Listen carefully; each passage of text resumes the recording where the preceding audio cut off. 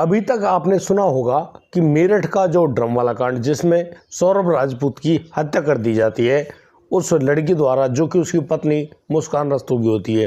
दोस्तों, दूसरा कांड औरैया का। औरैया में एक पत्नी द्वारा अपने ही पति की उसके शादी के मात्र 15 दिनों बाद जान ले ली जाती है गोली मारकर। दोस्तों, उसके बाद बेंगलोर का एक कांड आया जिसको सूटकेस कांड का नाम मिला, जहां पर एक पति अपनी पत्नी से झगड़ा कर बैठता है और उसी झगड़े में वह उसकी दर्दनाक हत्या कर देता है। उसके बाद वह अपनी पत्नी को सूटकेस में पैक करके खुद को पुलिस के हवाले भी कर देता है। जिस प्रकार से चारों तरफ ये कांड फैले हुए हैं, उन्हीं कांडों में एक नया नाम और जुड़ जाता है, वह है कॉफ़ी कांड। दरअसल एक पत्नी अपने पति को कॉफ़ी पिलाती है और कॉफ़ी पीने के बाद जब वह पति बहुत ज़ोर से उल्टियाँ करने लगता है, यानी कि उससे वह कॉफ़ी नहीं झेल रही होती है, उसके मुंह से लगातार झाग निकल रहे होते हैं। उस लड़के का परिवार आनन फानन में उसको एक हॉस्पिटल में लेकर जाता है, लेकिन उस हॉस्पिटल में भी उसकी जान बचाई नहीं जाती है। अब तो वो अगले हॉस्पिटल के लिए, यानी बड़े हॉस्पिटल के लिए रेफर कर दिया जाता है। वहाँ जाकर जब उस लड़के को आईसीयू में भर्ती कराया जाता है, उसका ठीक ढंग से इलाज किया जाता है, तब जाकर उनकी सांस में सांस आई है। लेकिन अभी भी वह लड़का यानी कि आईसीयू वेंटिलेटर पर मौजूद है और लगातार डॉक्टर्स कह रहे हैं कि हाँ, उस पर खतरे की जो घंटी है वह मंडरा रही है, यानी कि वह अभी खतरे में है। कहानी कुछ भी हो सकती है, लेकिन जिस प्रकार से इन सभी कांडों के बीच में एक कॉफ़ी कांड भी बनकर आया है, उसको जानकर आप लोग हैरान रह जाएंगे। दोस्तों, आखिर वह कौन था पति और कौन थी उनकी जो पत्नी, जिन्होंने अपने पति के साथ ही इतना दर्दनाक कांड कर दिया? आप उनकी पूरी कहानी को जानकर हैरान रह जाएंगे। मैं वादा करता हूँ आपको इस कहानी में वाकई मज़े आने वाला है और शायद इस कहानी को जानकर जिस प्रकार से यह पूरा मंजर घुमा हुआ है, लोगों का पति पत्नी के जो अच्छा रिश्ता है उससे विश्वास उठना शुरू हो गया है। अब तो हर रील, हर शॉर्ट में एक ही बात सामने आती है कि भाई नीले रंग का ड्रम बहुत ही बेकार होता है, अपने घर में ना रखें, वरना किसी न किसी दिन ऐसा ही हो सकता है। दोस्तों, हम इस बात को आगे नहीं बढ़ाना चाहते, क्योंकि यहाँ पर जो उस नीले ड्रम में जिस लड़के यानी कि सौरभ राजपूत के साथ इतना बुरा हुआ, वाकई में मैं उसके लिए मतलब दिल से संवेदनाएं जाहिर करता हूँ। वह बहुत ही बुरा कांड था। दोस्तों, आइए जानते हैं पूरे मामले में क्या क्या हुआ है। नमस्कार, आदाब, सत श्री अकाल दोस्तों, स्वागत है आपका हमारे यूट्यूब चैनल किस्से क्राइम के। और दोस्तों, आपसे वही प्यार भरी गुजारिश, आगे बढ़ने से पहले हमारे चैनल को सब्सक्राइब करना, नोटिफिकेशन की बेल को दबाना बिल्कुल ना भूलें। दोस्तों, हम लोग फेसबुक पर भी हैं, आप लोग हमें वहाँ फॉलो अवश्य कर लें। और दोस्तों, आज का बेहद ही हैरान करने वाला मामला सामने आया है मुजफ्फरनगर, उत्तर प्रदेश से। दरअसल मुजफ्फरनगर में एक शादी होती करीब 6 महीने पहले। ये शादी हो रही है अनुज चौधरी नाम के उस लड़के की। दिखने में बेहद खूबसूरत, बड़ी ही अच्छी सुंदर दाढ़ी उसके चेहरे पर फबती है। और सबसे बड़ी खूबसूरत बात कि उसकी जो होने वाली पत्नी, जिनका नाम पिंकी है, पिंकी उससे भी बहुत ज़्यादा खूबसूरत है। गोरा चिट्टा चेहरा, बहुत ही सुंदर शरीर में गठीले बदन, यानी कि दोनों जब एक दूसरे को देखते हैं बहुत ही ज़्यादा खुश होते हैं। और उनकी पिछले 6 महीने पहले उनकी शादी होती है। उस शादी में जिस प्रकार से अनुज अपनी होने वाली बीवी से मिलता है, उसके हाथों को चूमता है, बड़े ही अच्छे ढंग से वरमाला डाली गई है, बहुत ही अच्छे ढंग से उनकी शादी भी होती है। यहाँ पर वह जो पति है अपनी पत्नी को अपने घर अपनी दुल्हन बनाकर लाता है। दरअसल ये जो पिंकी है, ये रहने वाली गाजियाबाद की है, और वह जो अनुज चौधरी जो कि मुजफ्फरनगर का रहने वाला है। बड़ी ही शानदार तरीके से इनकी शादी हुई है। और पिंकी के जो माता पिता है, अच्छा खासा दान दहेज देकर अपनी बेटी को विदा करते हैं। अब ये जो पिंकी है, ये अपने ससुराल तो आ गई है और करीब 2 महीने यानी कि अपने पति पर पूरा प्यार लुटा रही होती है। लेकिन पता नहीं क्यों उसके पास अचानक एक ऐसा फ़ोन आता है। उस फ़ोन को सुनने के बाद वह जो पिंकी है, उसका पूरा भाव बदल जाता है। यानी कि वह ना तो किसी से ठीक ढंग से बात कर रही है, ना ही कोई और बात उसके दिमाग में चल रही है। अब तो वह एक लड़के से मतलब कि मोबाइल के थ्रू चैटिंग करना शुरू कर देती है। और इसी चैटिंग के दौरान यानी कि उनकी बहुत सारी बातें ऐसी हो रही हैं जिनको मैं शायद अश्लील कहूँ तो अतिशयोक्ति नहीं होगी। यानी कि वह उस लड़के के साथ कुछ इस प्रकार की अंतरंग बातों को लेकर बातचीत करती है, यानी कि वह व्यक्ति भी और वह जो लड़की पिंकी उन सब का मज़ा लिया करते हैं। एक दिन की बात, वह जो सौरभ है, जब रात के समय उसका फ़ोन हैंग हो गया था तो वह अपनी पत्नी का फ़ोन मांगता है।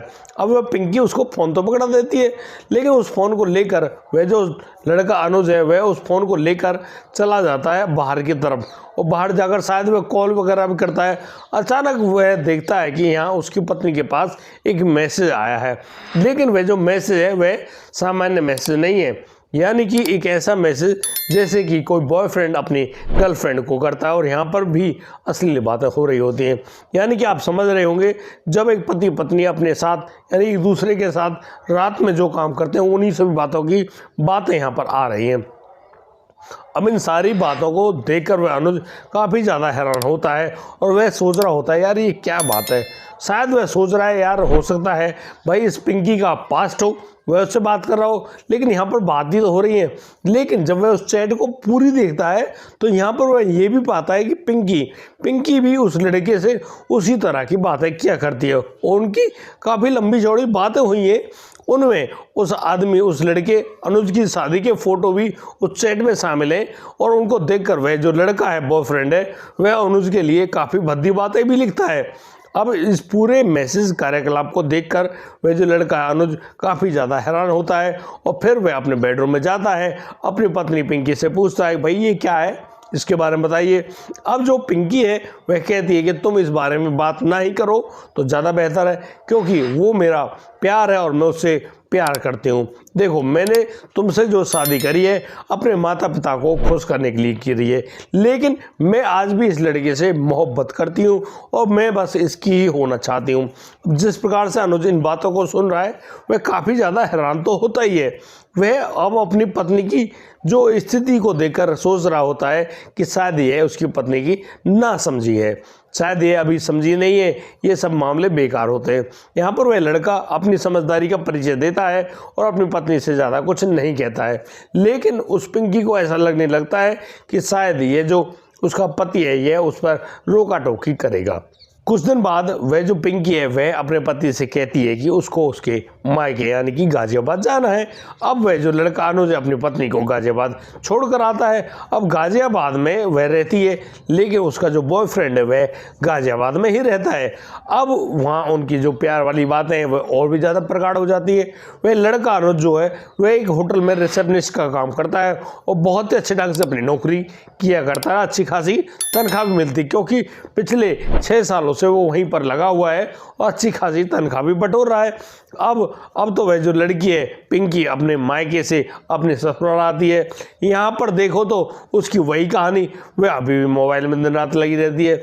वह अनुज बड़ी बारीकी से उस पर नज़र रखता है और देखता है कि उसकी पत्नी क्या करती है। अब उसकी पत्नी तो भैया वही चैटिंग करती है, दिन भर उसी आशिक के साथ अपनी चैटिंग लिखना, उसकी पढ़ना, अपनी लिखना, उसकी पढ़ना। अब यहाँ पर वह जो अनुज है वह अपनी पत्नी पर भड़क पड़ता है और कहता है, अरे तुम यार मानती क्यों नहीं हो। वह इस बात को अपने सास ससुर यानी कि पिंकी के माता पिता को बताता है, और पिंकी के माता पिता भी कहते हैं कि वो पिंकी को समझा बुझा देंगे, पिंकी को गाजियाबाद भेज देना। अब वह जो अनुज है अपनी पत्नी पिंकी को गाजियाबाद भेज देता है। यहाँ पर उसके माता पिता भी उसको लाखों बार समझाते हैं, और फिर काफ़ी ज़्यादा समझाने के बाद वो उस लड़की को उसके ससुराल में भेज देते हैं। जैसा कि चारों तरफ ये बवाल और हल्ला मचा हुआ था कि भाई ड्रम कांड भी हो गया है और ये कांड भी हो गया है, वह लड़का काफ़ी ज़्यादा डर जाता है। अब तो वह महिला आयोग के पास एक लिखित कंप्लेंट भेजता है और उसमें लिखता है कि वह उसकी पत्नी द्वारा दी जा रही प्रताड़ना और नासमझी से बहुत ही ज़्यादा परेशान है, आप लोग उनकी मदद कीजिए। अब तो उन दोनों को बुलाया जाता है महिला आयोग में, और वहाँ बैठाकर दोनों को खूब अच्छे ढंग से समझाया बुझाया जाता है और कहा जाता है, भाई अब आप लोग ऐसी गलती ना करो। एक पत्नी के लिए उसका पति का घर ही सब कुछ होता है, वहीं एक पति के लिए उसकी पत्नी ही सब कुछ होती है। इसलिए अब तुम जो पास्ट लाइफ की जो भी कहानियाँ हैं उन सब पर पानी डालो और अपनी ज़िंदगी फिर से शुरू करो। यहाँ पर वह लड़की और वह लड़का दोनों यानी कि दूसरे के साथ रहने के लिए राज़ी तो हो जाते हैं, लेकिन वह जो लड़की है पिंकी कहती कि उसको अभी ससुराल नहीं जाना, वह 2 दिन के लिए अपने मायके जाना चाहती है। अनुज यहाँ पर अपनी पत्नी को उसके मायके यानी कि गाजियाबाद भेज देता है। वह 2 दिन बाद अब उसकी पत्नी अपने ससुराल आती है और ससुराल में जैसे ही आती है उसका बड़ा अच्छा स्वागत करता है अनुज। बड़े ही प्यार से रह रहे होते हैं। जैसे कि वह जो पिंकी है, पिंकी अपने ससुराल आई है, अपनी सास से उसका हाथ बटा रही है काम करने में, बहुत सारी बातें भी कर रही है और उन्हीं बातों में वह अपनी सास से एक ख़ास बात कहती है। वह कहती है कि वह यहाँ पर जो आई है ना, वह एक ख़ास मकसद के लिए आई है। वह कुछ ऐसा करेगी जिसके बाद आप लोग हमेशा उसे याद रखेंगे। यानी कि वह जो सास है वह सोच रही होती है कि शायद ये जो लड़की है इसकी बुद्धि सही हो गई है और शायद ये उन लोगों के लिए कुछ अच्छा ही करेगी। और सभी लोग अच्छा होने की उम्मीद भी करते हैं और अच्छा होने की उम्मीद में ही आगे बढ़ रहे होते हैं। दिन बीतता है, करीब 72 घंटे बीत जाते हैं। एक दिन के बाद शाम के समय जब वह अनुज अपने ऑफिस से यानी कि उस होटल से वापस लौटता है, अपनी ड्यूटी से वापस लौटता है, तो वह घर में हारा थका तो आया ही है, अपने पति को आया देख अब तो वह जो पत्नी है पिंकी अपने पति के लिए बड़ी ही अच्छी सी एक कॉफ़ी बनाकर लाती है। उस कॉफ़ी को देते हुए कहती है कि लो जल्दी पी लेना, ठंडी मत करना। अब अनुज अपने पत्नी के इस व्यवहार से काफ़ी ज़्यादा खुश होता है और बस अपनी पत्नी द्वारा लाई गई वो जो कॉफ़ी है उसको पीने लगता है। और लगभग उसने कोई 10-12 घूंट ही पिए थे, अचानक उसको लगता है कि उसका गला रुंध रहा है, यानी कि अंदर से खराशी बनने लगी है। वह ज़ोर ज़ोर से खांसता है। अचानक से उसको बहुत तेज चक्कर आता है और वह धड़ाम से यानी कि उसी सोफा पर गिर जाता है। अब जैसे वह गिरा है यानी कि उसके गिरते ही उसके मुंह से बहुत सारा झाग निकलने लगता है। अब जैसे ही उस अनुज की माँ अपने बेटे की इस हालत को देखती है तो वह बहुत ही ज़्यादा हैरान होती है और वह बहुत ज़ोर से शोर मचाती है। वह कहती है कि पिंकी जल्दी आओ, अपने जेठ को फ़ोन करो। मतलब कि आसपास के लोगों में शोर मचाया जाता है, सभी लोग वहाँ पर इकट्ठे होते हैं और अब उस लड़के को अनुज को उठाकर गाड़ी में डालकर एक प्राइवेट हॉस्पिटल तरफ भाग पड़ते हैं। वहाँ जाने के बाद जब उसको सही ढंग से इलाज नहीं मिलता है तो वह छोटा हॉस्पिटल उस लड़के को बड़े हॉस्पिटल के लिए रेफर कर देते हैं। अब तो उस लड़के जो अनुज है, अनुज को उस हॉस्पिटल तो ले जाया जाता है, वहाँ पर इमरजेंसी में उसको भर्ती किया जाता है और उस लड़के पर यानी कि जो आईसीयू है, वेंटिलेटर वगैरह सब प्रक्रियाएँ अप्लाई करी जाती हैं और उसको कुछ ऐसी दवाएँ दी जाती हैं जिसकी वजह से वह लगातार उल्टियां करता है। दोस्तों उन उल्टियों में मतलब बहुत ही तेज दुर्गंध आ रही होती है जो कि किसी पॉइजनस पदार्थ की हो सकती है और वह जो लड़का लगातार उल्टियां तो कर रहा है लेकिन वह ज़्यादा बयान नहीं दे पा रहा होता है, वह कुछ भी नहीं कह रहा है। लेकिन उस लड़के की माँ ने ये सारे बयान दिए, उसने सब कुछ एक एक बात को बिंदुवार बताया और कहा कि कैसे उसकी जो बेटी की बहू यानी कि पिंकी ने इस पूरी प्रक्रिया को अंजाम दिया है। जब वह सास अपने घर जाती है तो वहाँ जाने के बाद वह पाती है कि उसकी जो बेटी की बहू पिंकी है उस घर में मौजूद ही नहीं है। दरअसल पिंकी कहाँ गई, उसका फ़ोन भी स्विच ऑफ आ रहा है, वह कहाँ पर भाग गई है किसी को उसके बारे में कोई भी जानकारी नहीं है। लेकिन पिंकी के माता पिता को बता दिया गया कि भाई तुम्हारी जो बेटी है वह यहाँ से ऐसा काम करके ये कॉफ़ी कांड करने के बाद भाग गई है, तुम लोग उस पर नज़र रखिएगा। वो लोग भी इस बात के लिए हामी भरते हैं कि यहाँ पर वह नहीं आई है, लेकिन वह लड़की गई कहाँ पर, शायद हो सकता है वह अपनी आशिक की बाहों में हो। दोस्तों इस पूरे घटनाक्रम को सुनाने का उद्देश्य किसी को परेशान करना नहीं है, किसी का दिल दुखाना नहीं है, लेकिन इन पूरे घटनाक्रमों के माध्यम से हम लोग आपको एक बड़ी ही अच्छी बात बताना चाहते हैं कि जिस प्रकार से ये जो कांड है, कभी ड्रम कांड है, कभी औरैया कांड है, अब तो ये सूटकेस कांड भी हो गया, उसके बाद अब ये जो कॉफ़ी कांड भी सामने आया है। जिस प्रकार से ये कांड आ रहे हैं, भैया तुम करना क्या चाहते हो, आखिर इस समाज को क्या दिखाना चाहते हो हैं? अरे शादी होती है पति पत्नी जहाँ एक दूसरे के साथ 7 जन्म तक साथ रहने के लिए कसमें खाते हैं, वो लोग उसी दिखावटी हवस की आग में जलने के लिए, यानी कि इसको हवस ही तो कहेंगे, इसको प्यार कहा जाएगा। और तुम प्यार कहना कहो, प्यार नहीं भाई, अगर करना है तो प्रेम कीजिए और प्रेम एक दूसरे की खुशियों के लिए किया जाता है। उनको प्रताड़ित करने के लिए नहीं। लेकिन यहाँ तो भैया लड़की लड़के पर हावी होना चाहती है, लड़का लड़की पर हावी होना चाहता है, और यहाँ पर सामंजस्य की कोई बात ही नहीं है। कोई किसी के साथ सामंजस्य ना तो बनाना चाहता है, ना ही उसको कायम रखना चाहता है। बस उनकी जो कहासुनी है वो शुरू होती है, फिर एक झगड़ा बनता है, और झगड़ा होने के बाद फिर तो ये कांड ही सामने आते हैं, जो कि समाज के लिए और आप लोगों के लिए बहुत ही ज़्यादा खतरनाक है। दोस्तों, जीवन में कभी भी ऐसी परिस्थिति आए तो शांति से भगवान का नाम लें, तब आपकी बुद्धि शुद्ध होगी और आप लोग सही निर्णय ले पाएंगे। लेकिन अब भगवान के नाम लेने से तो डरते हैं भैया, भगवान से बहुत दूर है। अब दूर है तो भैया ऐसे कांड तो आपको भुगतने पड़ेंगे। देखो, जिंदगी में सीख बादाम खाने से नहीं, ठोकर खाने से आती है।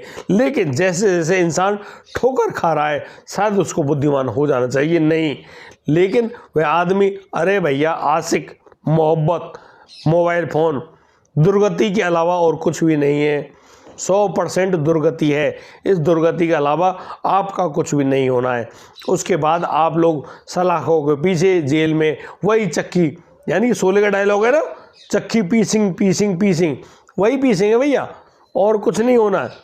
चाहे लड़की हो चाहे लड़का हो, इसीलिए कहा जाता है अपनी तीव्रता को, अपने गुस्से को अपने पास रखें, उसको जग जाहिर ना होने दें। और यदि आपको गुस्सा ही करना है ना, तो अपनी कमियों के ऊपर करो। जो आपके शरीर में कमियां दिख रही हो उनको अपनी ढाल बना लो, उस पर गुस्सा करो और उससे जीतने का प्रयास करो, और एक न एक दिन आपका गुस्सा आपके लिए एक अच्छा जो चीज़ है वो बनकर आएगी और आपको बिल्कुल हमेशा के लिए ठीक कर देगी। दोस्तों, आज के लिए सिर्फ इतना ही। अब दीजिए मुझे इजाज़त, मिलता हूँ कल, लाता हूँ एक और अनोखा मामला। तब तक के लिए आप बढ़िया रहें, बेहतर रहें, अपना और अपने परिवार का बखूबी ख्याल रखते रहें। जय हिंद, जय भारत।